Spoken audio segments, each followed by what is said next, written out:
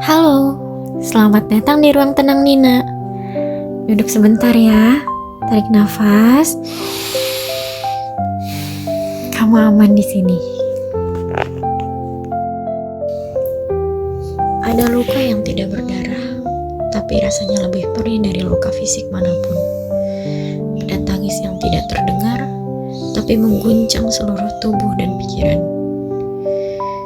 Video ini bukan untuk menyalahkan siapapun. Video ini bukan untuk membuka aib keluarga.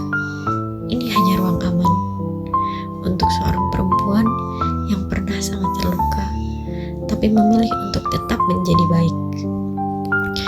Beberapa bulan lalu, aku ada di titik hidup paling rapuh yang pernah aku rasakan.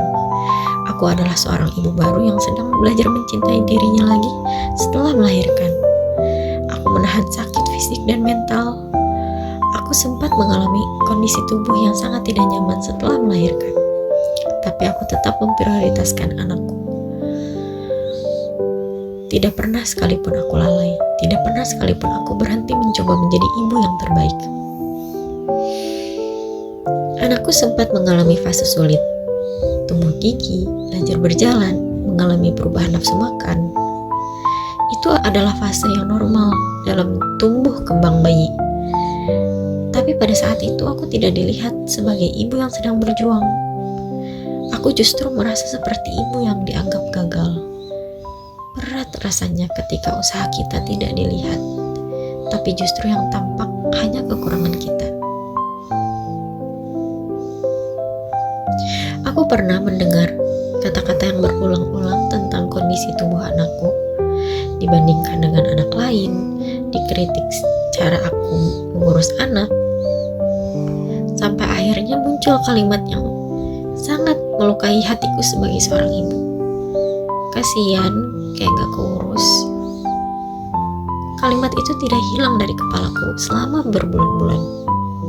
Aku mulai kehilangan diriku sendiri. Aku kehilangan rasa percaya diri. Aku merasa bodoh. Aku merasa tidak pantas menjadi ibu. Aku menangis diam-diam hampir setiap hari. Susah tidur, melamun lama, tersenyum di depan orang tapi hancur di dalam. Padahal tidak ada yang tahu bagaimana kerasnya aku menahan sakit demi anakku.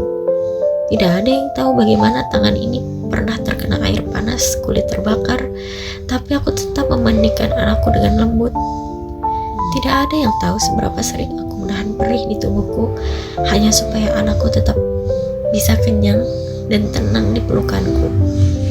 Aku merasa bukan hanya tidak dihargai, tapi merasa seperti dihilangkan. Aku mencoba menjauh bukan karena aku benci, tapi karena aku sedang berusaha melindungi hatiku sendiri supaya aku tidak menyakiti balik.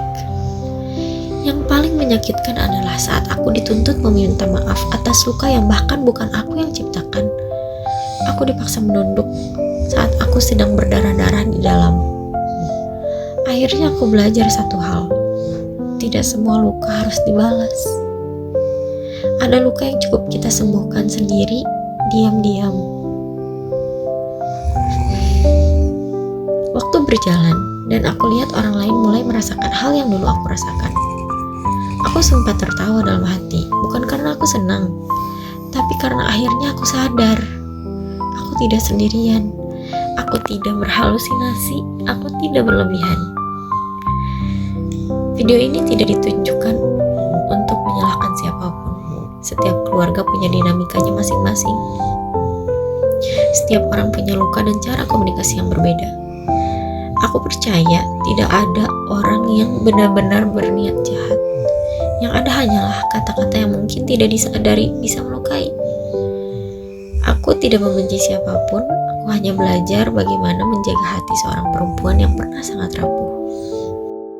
Kalau kamu adalah menantu yang sedang memendam luka, kalau kamu adalah ibu yang merasa sendirian, atau kalau kamu adalah perempuan yang merasa tidak cukup, aku ingin kamu tahu, kamu tidak lemah, kamu tidak berlebihan, kamu tidak gila.